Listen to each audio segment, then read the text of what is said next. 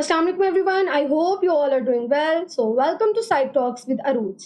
First of all, I want to congratulate all of you for choosing psychology as your subject because psychology is a very interesting subject. I have a great interest in psychology and psychology is my passion.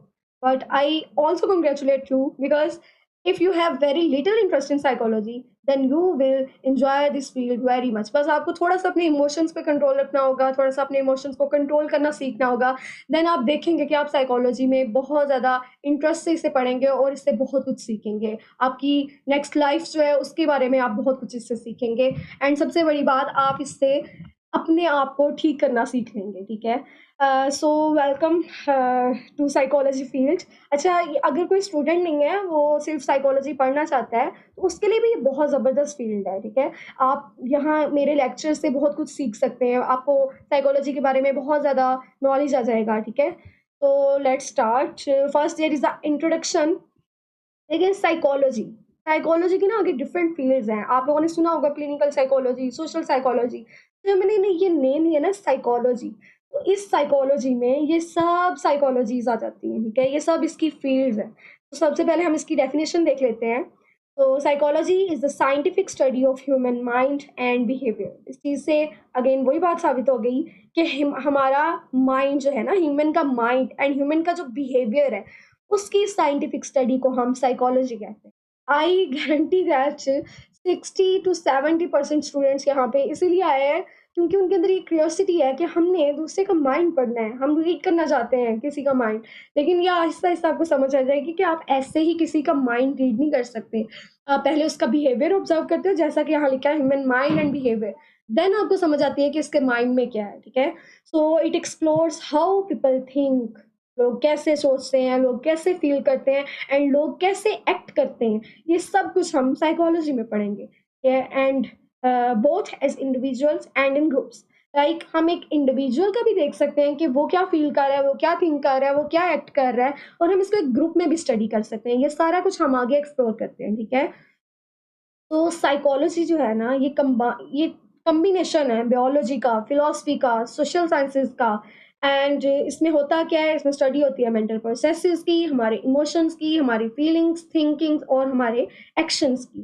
तो ये biology, philosophy and social sciences, ये सब मिलके हमारे पास psychology बनाती है। देखिए, एक ह्यूमन माइंड एक छोटी चीज़ नहीं है। ह्यूमन माइंड एक इंसान का दिमाग, ये सबसे इम्पोर्टेंट चीज़ होती है कि हम सब कुछ अपने दिमाग से करते हैं।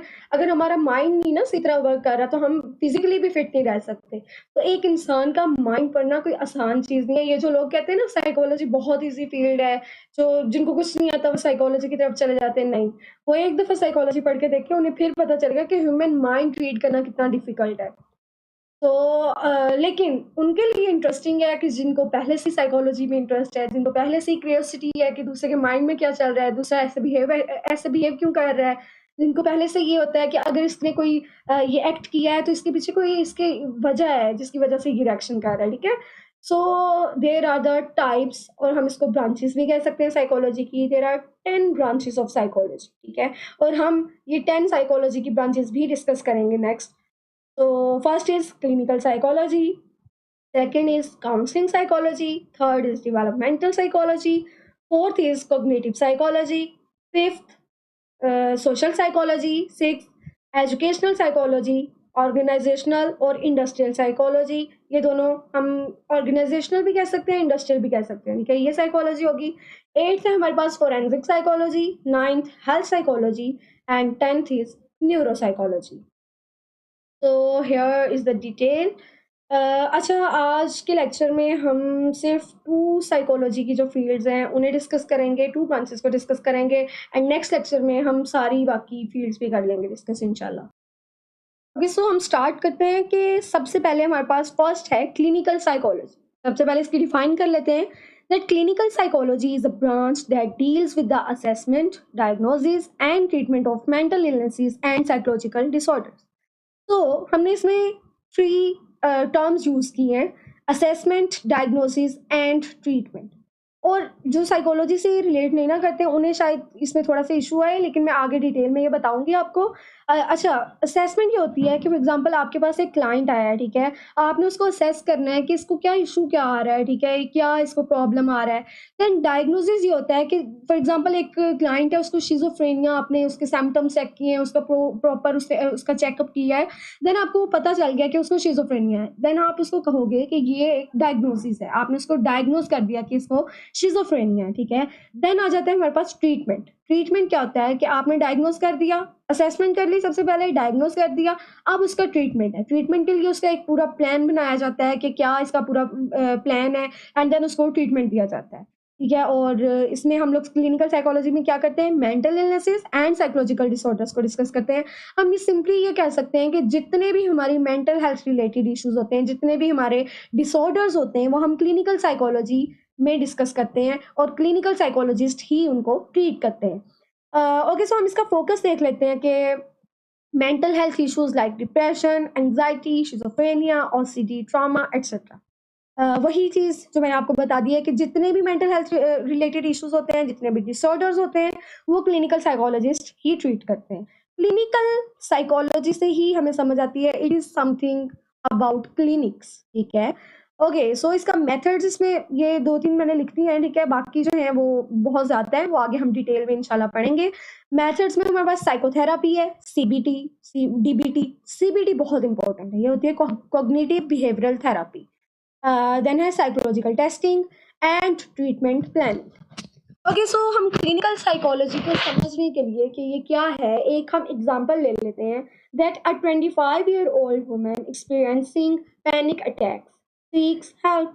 A clinical psychologist uses cognitive behavioral therapy to help her manage anxiety. Example हमने ये लिया है कि एक 25-year-old लेडी है, ठीक है, उसको पैनिक अटैक्स आ रहे हैं, अब उसने हेल्प लेनी है किसी से, ठीक है। देखिए, अगर वो सिंपल डॉक्टर के पास जाएगी ना, डॉक्टर उसे ट्रीटमेंट क्या देगा, उसे तो फिजिकल कोई इशू ही नहीं है, उससे तो मेंटल हेल्थ रिलेटेड इशू है, उससे कोई इशू है जिसकी वजह से पैनिक अटैक्स आ रहे हैं। तो जब क्लिनिकल साइकोलॉजिस्ट है ना, वो सीबीटी यूज करेगा या फिर कोई और भी थेरापीज यूज कर सकता है, ठीक है, जिससे उसे पता चलेगा कि इसमें क्या इशू है, देन वो उसे डायग्नोज करेगा, फिर उसको उस ट्रीटमेंट देगा एक, ठीक है। ये होती है क्लिनिकल साइकोलॉजी, एंड ये ट्रीटमेंट देते हैं क्लिनिकल साइकोलॉजिस्ट। सो नेक्स्ट हमारे पास है काउंसलिंग साइकोलॉजी। अच्छा, काउंसलिंग और क्लिनिकल साइकोलॉजी में आप लोगों ने कंफ्यूज नहीं होना, मैं आपको अभी काउंसलिंग साइकोलॉजी का बताती हूँ, तो आप लोगों को इसमें डिफरेंस क्लियर हो जाएगा, क्योंकि बहुत से स्टूडेंट्स इसमें कंफ्यूज होते हैं। तो काउंसलिंग सॉरी, काउंसलिंग साइकोलॉजी की डिफाइन हम कर लेते हैं कि counselling psychology focuses on helping people deal with normal life stressors, personal issues and emotional adjustments, ठीक है। अब हमने इसमें क्या बात की है, देखें, जैसे हमने क्लिनिकल साइकोलॉजी में बात की थी कि ये मेंटल इलनेसेस वगैरह एंड साइकोलॉजिकल डिसऑर्डर्स को ट्रीट करते हैं, ठीक है। जबकि हम काउंसलिंग साइकोलॉजी में क्या बात कर रहे हैं कि हम लोग नॉर्मल लाइफ स्ट्रेसर्स, हमारे पर्सनल इश्यूज, हमारी इमोशनल एडजस्टमेंट, इसको ट्रीट करते हैं काउंसलिंग साइकोलॉजी में।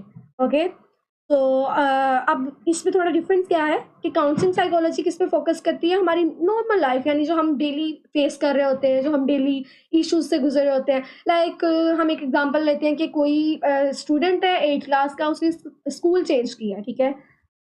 देखिए, जब वो दूसरे स्कूल में जाएगा ना, वो एडजस्ट नहीं हो रहा, तो उसको क्या हुआ, एडजस्टमेंट इश्यूज आ गए। अब क्लिनिकल साइकोलॉजिस्ट उसको कैसे ट्रीट करेगा, उसको मेंटल हेल्थ रिलेटेड कोई इशू नहीं है, ठीक है, उसको क्या इशू है, उसको एडजस्टमेंट का इशू है, तो उसको कौन सॉल्व करेगा, उसको सॉल्व करेगा काउंसलिंग साइकोलॉजिस्ट, इजीली सॉल्व करेगा, ठीक है। देन हमारे पास है इसका फोकस, हम कहते हैं adjustment problems, relationship issues, academic stress and self confidence.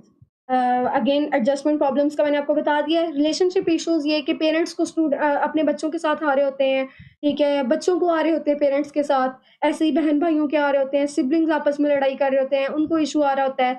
Academic stress आ जाता है कि बच्चा पढ़ाई नहीं अच्छी कर रहा। सेल्फ कॉन्फिडेंस आ जाता है कि उसको कॉन्फिडेंस नहीं आ रहा उसके अंदर, वो स्ट्रेस में रह रहा है, ठीक है। For example, a college student dealing with academic failure and low self esteem consults a counseling psychologist to work on self acceptance and future goals।